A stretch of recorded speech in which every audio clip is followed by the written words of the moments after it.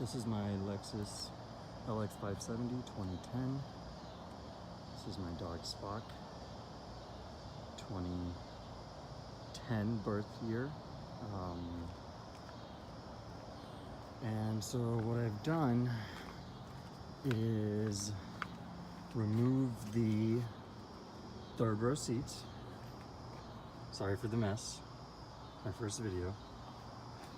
Which is pretty simple. There's already some videos on it online. No big deal. That's the engine cover right there. Obviously the owner's manual. These are the seats removed. And as you can see, some covers. Now, the video I saw online did not talk about these larger covers. So if you're removing the third row, this on the Lexus has a larger cover. This is identical to what he described the other video.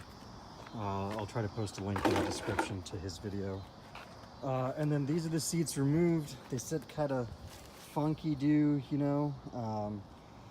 I think I'm gonna have to store them sitting on this edge, unfortunately, because that edge is so uneven. This, since I took them out, will not stay in, you know, and I probably did a bad job because I released the lock up here with the body of the car, and so now it doesn't sit flush. So that might have been something I shouldn't have done. But then again, I didn't really know how to release those locks without actually pushing it and having it do that. So if you have an answer to that question, I could use it, please, in the description. That'd be nice. So now I'm going about removing the second row, and that's why this video is here, because nobody has a video, and I found some PDFs from a mechanic that says it's possible, and I'm gonna do it, and we'll see what happens, you know. All right, I'll be back. So the first step described by the mechanic is to remove the negative terminal. And for me, I think it took a 7/16 to do that. Maybe a little bit smaller, maybe a 3/8, not sure. And then he didn't say it, but I removed the positive. You can tell me in the description why that matters or doesn't matter, because I don't really know. But I know that you remove the battery so that the SRS airbag system will turn off. And while I'm talking, I'll just pan to Spock because he's cute. So this has been listed in some forums that I've looked at about this problem, and it looks like the solution is take the negative battery terminal off for 90 seconds is what he described. I'm gonna have a PDF or whatever, the link to the PDF in the description, but for 90 seconds and then start working. So we'll see what happens. Okay, step 2 says remove the rear seat hinge cover, and I'm doing the single seat right now just as an FYI. I just wanted to, that sounds very heavy, and so I'm staying here. So this was like this, and I had initially tried to remove this front cover. That didn't work out, so I just tilted it back and I was able to pry this piece off with my hands.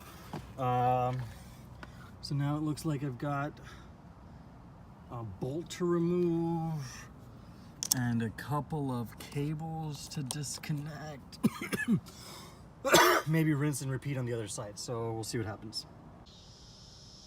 So this is the other side, if you can imagine it, which you're probably looking at it if you're watching this video. It was inside there, you know, it was the same situation as this side. So I used this dude to like shove in there and like pop it out. And as you can see, maybe you can't see it, but there's a little bit of stress that I caused on the piece. And then I had to rip it out after that. So yeah, that's what it took. And these bolts are coming out, and then those switches are gonna come out, and pray for me while they come out, because I have no idea what's gonna happen, you know, afterwards, after I disconnect these wires. Like maybe I wanna get some warning lights on the dash, or people have talked about like airbags not working at all. I don't really know. We'll see what happens. I did talk to the Toyota dealership because the Lexus dealership just wouldn't really pick up their phone. And he looked at the Land Cruiser for this year and said that there wasn't any problems. Like it should just be discharge battery, take these couple of wires out, unbolt this stuff, and good to go. So let's see what happens. Okay, so I figured this out. This was a pretty easy, just you push this, can you see it, this pin in and slide it out. This one threw me for a loop because of the way it is. I thought I had to pull this piece out, but really you push on this, where's the white piece? You push on this white piece here and it kind of releases this system here. So next I'm going after the bolts. I already removed one using a 14 millimeter situation, going after the next one. And there might be more bolts, I'm not for sure, but I don't see them at the moment, so we'll see. All right. So I've rotated the seats back into this position because I tried to lift it out after removing that leather bolt. And I know there was 4, so I was looking for the other one because it wasn't coming out, the other ones. So I found them in the front. So what I was supposed to do is remove this front paneling here. Like there's that panel, I'm about to remove it. And it's on this side as well. And you'll see another bolt right there to remove, and it's probably one over there. So I'll show you that one with the bolt off and the panel removed. So the seats are removed, the seat is removed. I just put these bolts back into where they are. You can get a general idea of their positioning.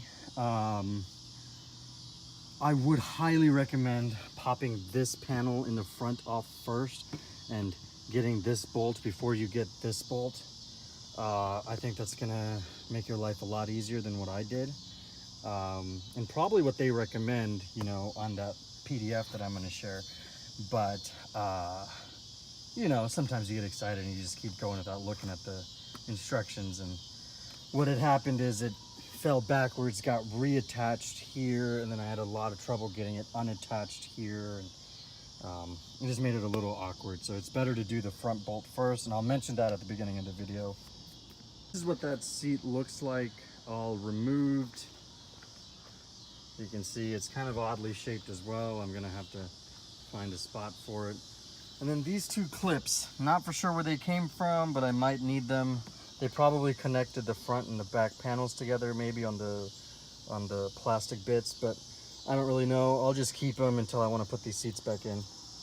All right, so now we're gonna tackle the Bib Mama Jama, this 2-seater piece.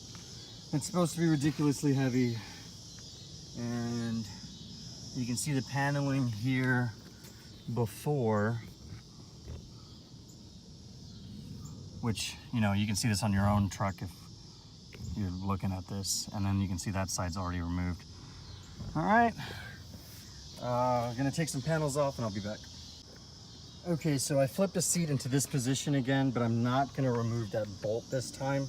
But I find it easier to remove this panel first, especially on the other side. So this was here, and I popped this wrench in here and I kind of like torqued it, and then here I came in here and kind of broke this connection here. As you can see, I've caused some damage.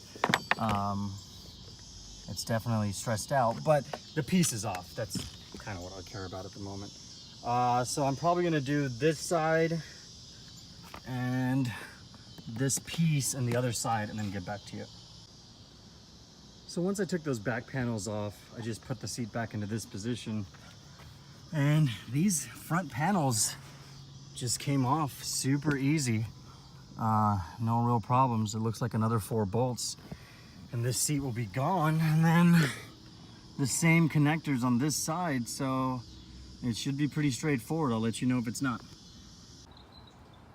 Okay, so just removed the seats on the second row, and now I'm going to put the positive side on first, then the negative side to give the car power again.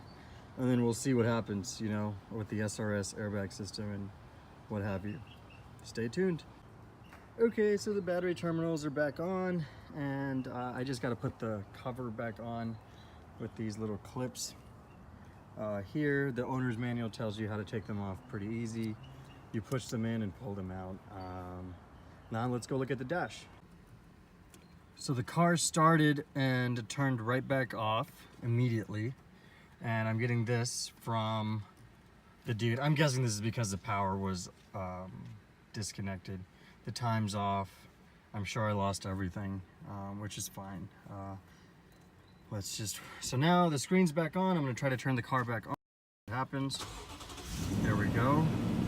She's on, she's staying on. I've got an airbag alert that I've never seen before, and that must be the alert for the back seats. The door is open, I don't have my seatbelt on. I don't even know what that little dude on the left with the green is. I haven't read the manual. I'm just gonna have an airbag alert from here on out. If you have any solutions to that airbag alert, post it in the comments. I could really use your help. You know, and I have the car in high and off mode because I think it just looks cooler higher up.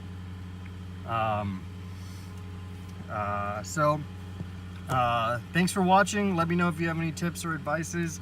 I didn't see this video posted, that's why I felt the need to post it. All right, good luck, guys.